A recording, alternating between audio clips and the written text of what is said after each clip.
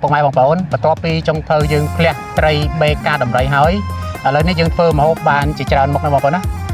យើងមានឆាជូរអែមបងប្អូនណាឆៅអានេះបែប steak ហើយនេះបែបស្លម្ជូរបងប្អូនណាក្រាក់ម្ជូរបាទហើយយើងរួមទៅឆ្ងាញ់បងប្អូនណា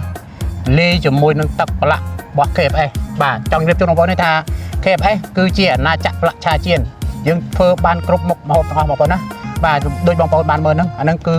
សិតតែជាសមិទ្ធផលរបស់ KFS បូកជាមួយនឹងអាហារស្រស់ធម្មជាតិជាមួយនឹងបេកាដំរីដែលមានទម្ងន់រហូតដល់44គីឡូក្រាមបងប្អូនណាហើយរសជាតិវាមិនធម្មតាបងប្អូនឆ្ងាញ់ណាបាទចាំមើលខ្ញុំពិសាមើលបងប្អូនណាបងប្អូនណាប៉ះមួយបោះចាក់បងប្អូនណាបងប្អូនហើយប៉ះមួយបោះចាក់បាទហើយអ្នកជួនបងប្អូននេះថាបងប្អូនចង់ពិសានៅរបស់ឆ្ងាញ់ធម្មជាតិបែប fresh បងប្អូនអញ្ជើញមក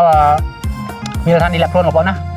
នៅមុខបុរីពិភពថ្មីជូបវ៉ាពីនៅចំបន្លោះកណ្ដាលនៃរ៉ារទេសភ្លើងបងប្អូនណានៅចន្លោះបុរីពិភពថ្មីហើយនឹងបុរីរស់បងប្អូន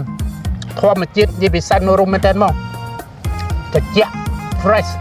បាទហើយទីធ្លាគឺធំទូលាយមែនតើបងប្អូនចង់ចតឡានប្រមាណគ្រឿងក៏បានដែរហើយអ្វីដែលពិសេសនោះគឺម្ហូបយើងឆ្ងាញ់ចំអិនដោយចុងភៅនៃសាលារៀនរដ្ឋាភិបាលកម្ពុជាបាទគេហៅសាមញ្ញគេហៅថាចុងភៅផ្កាយ5បងប្អូនណាហើយរួមផ្សំជាមួយនឹងទឹកជ្រលក់របស់ KFS បាទទឹកជ្រលក់របស់ KFS និងទឹកឆារបស់ KFS បងប្អូនណា